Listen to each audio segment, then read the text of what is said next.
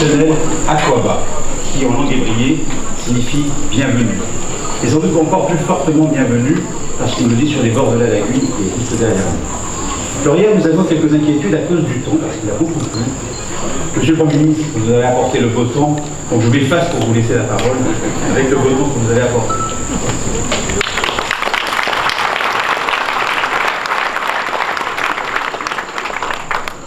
Monsieur le ministre, cher Jean-Marie Le Gouen, mesdames, messieurs les parlementaires, monsieur l'ambassadeur, cher Georges Serre, madame, mesdames, messieurs, mes chers compatriotes, chers amis ivoiriens, c'est vraiment pour moi un immense plaisir d'être parmi vous ce soir, une nouvelle fois, à la résidence de France à Abidjan. Et quelle émotion donc de revenir ici, 3 ans après ma visite en tant que ministre de l'Intérieur. C'est toujours avec le même plaisir, la même joie, la même envie que je viens à la rencontre de mes compatriotes de l'étranger, comme je l'ai fait encore ces derniers jours. Je dis ces derniers jours parce que j'ai l'impression d'être parti depuis très longtemps, ces dernières 48 heures, et donc ces rencontres avec les Français de Lomé et d'Accra. Et il y a ici, peut-être même plus qu'en France, incontestablement plus ici qu'en France, de l'optimisme et cet amour d'ailleurs de la France que l'on sent. Et la France, c'est cela, cet idéal qui nous réunit, peu importe les distances. Ce patriotisme qui fait qu'au-delà de nos parcours, de ce que nous sommes, il y a ce sentiment si fort de partager un même destin, un même projet, celui d'un très grand pays. Par son histoire, bien sûr, mais parce qu'il est aujourd'hui et ce qu'il sera demain. Et c'est ce qui nous rassemble, je n'en doute pas un seul instant, ici ce soir. C'est un jour spécial pour la Côte d'Ivoire. Il y a ma visite, certes, l'élément le plus important. Il y a la délégation qui m'accompagne. Je suis très heureux de partager ce moment avec Anne, mon épouse, mon amoureuse, avec avec 2 amis, et je veux les citer. L'humoriste Patson,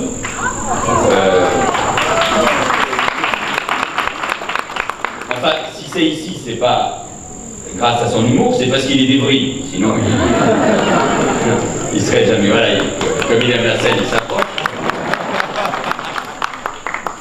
Et puis une amie chère qui est Laurence Katché, qui dans la vie est l'amoureuse du grand batteur Manu Katché, mais qui est surtout une Ivoirienne et qui revient avec beaucoup de plaisir et d'émotion. N'arrêtez pas de pleurer il y a un instant, qui a passé les 16 premières années de sa vie ici à Abidjan. Il n'était pas revenu depuis plus de 20 ans et qui est avec nous. Et puis bien sûr avec toute ma délégation, le ministre en charge des relations avec le Parlement, mais aussi les parlementaires qui m'accompagnent, les sénateurs qui représentent les Français de l'étranger, la ministre Hélène Conway-Mouret, Claudine Lepage, Robert Delpicchia, et je veux saluer aussi, parce qu'ils sont avec nous, Pascal Terrasse, qui préside l'Assemblée parlementaire de la francophonie, mais aussi le groupe d'amitié à l'Assemblée nationale France-Côte d'Ivoire, Jean-Baptiste Lemoine, qui est sénateur de Lyon, mais qui aussi assume ses responsabilités d'amitié entre nos parlements, et enfin Seba Dagoma, qui est députée de Paris, présidente de Business France, et qui, je ne cesse de le répéter parce que pour moi c'est une fierté, est un des beaux visages de l'Assemblée nationale et de l'amitié par ses origines tchadiennes entre la France et l'Afrique. Laissez-moi saluer tous ceux qui m'accompagnent. Il y a évidemment donc ce déplacement. Et il y a surtout ce moment démocratique important en Côte d'Ivoire. Les Ivoiriens se sont rendus aux urnes pour s'exprimer sur la nouvelle constitution, et c'est toujours un moment important, démocratique, parce que la démocratie, la bonne gouvernance sont évidemment essentielles au développement de l'Afrique. Je termine mon déplacement en Afrique de l'Ouest par cette visite à Abidjan. Je tenais à ce déplacement et je tenais tout spécialement à cette étape ivoirienne.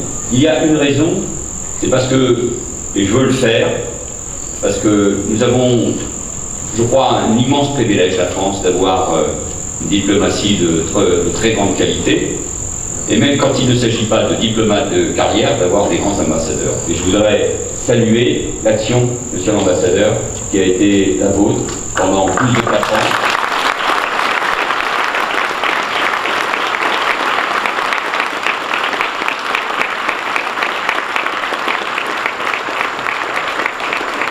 Quel que soit l'avenir, je pense que vous avez marqué profondément les relations entre la France et la Côte d'Ivoire. La Côte d'Ivoire, cette région, l'Afrique de l'Ouest me sont chères. Comme maire d'Evry, cette ville ouverte sur le monde et donc sur l'Afrique, puis comme ministre de l'Intérieur, ayant à traiter les questions de sécurité ou les problématiques migratoires, et aujourd'hui comme chef du gouvernement. J'y suis souvent venu, et c'est d'ailleurs mon 4e déplacement en Afrique en tant que Premier ministre. Et puis, l'histoire familiale me lie aussi à l'Afrique de l'Ouest et plus particulièrement à la Sierra Leone, et c'est donc toujours avec beaucoup d'émotion que je viens ici. C'est donc en ami d'abord que je suis avec vous. Je m'entretiendrai demain avec le président Alassane Ouattara. Je verrai bien sûr aussi le Premier ministre Daniel Kablan-Duncan, qui m'a accueilli tout à l'heure. Et ensemble, nous ferons le point sur nos domaines de coopération et verrons comment les approfondir et les renforcer. La France et la Côte d'Ivoire, c'est cette amitié ancienne, cette très grande proximité. C'est vrai qu'il y a quelques années, le premier voyage du président de la République de la France était souvent en Côte d'Ivoire.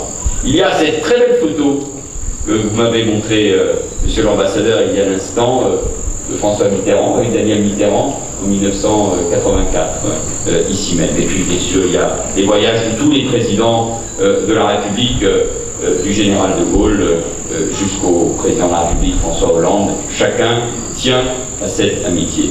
Et cette amitié, même si elle a été marquée par des épisodes parfois difficiles, n'a jamais été remise en cause. Et elle en est sortie de ces épisodes difficiles à chaque fois plus forte. Mesurons le chemin parcouru ces dernières années. La stabilité retrouvée, la confiance revenue. Beaucoup d'entre vous ont certainement vécu les crises des années 2000. Le départ forcé d'Abidjan, ce désespoir de voir ce pays tant aimé s'enfoncer dans la tragédie.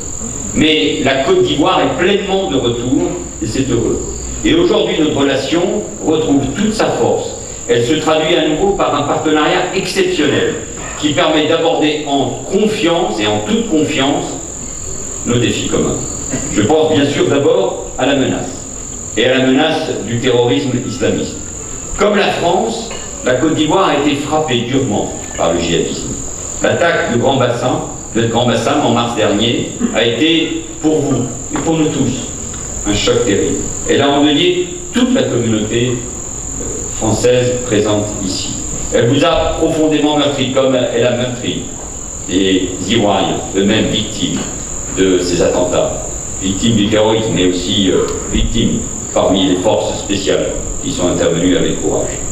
Elle vous a profondément meurtri, cette attaque, je le sais, car après la France, votre patrie, c'est la Côte d'Ivoire, votre terre d'adoption, votre deuxième patrie qui a été à son tour dans l'épreuve.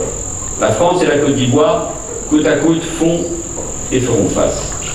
La menace est là, présente, pesante, permanente, et j'évoque depuis 2012 souvent ces questions avec le ministre de l'Intérieur, Ahmed Bakayoko. Je vous le dis comme je le dis inlassablement à tous nos compatriotes.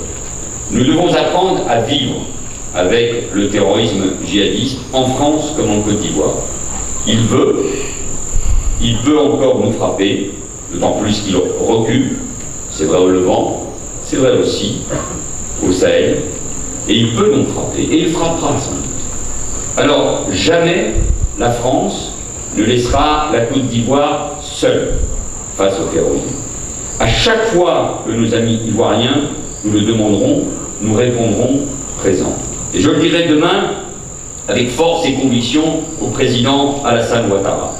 La France est totalement engagée aux côtés de la Côte d'Ivoire pour garantir sa stabilité, pour contribuer, si nécessaire, à sa sécurité. Parce que ce sont dans le monde, en Europe bien sûr, en Afrique, au Maghreb, je pense à la Tunisie, et en Afrique de l'Ouest, les démocraties, fragiles parfois, qui sont visées.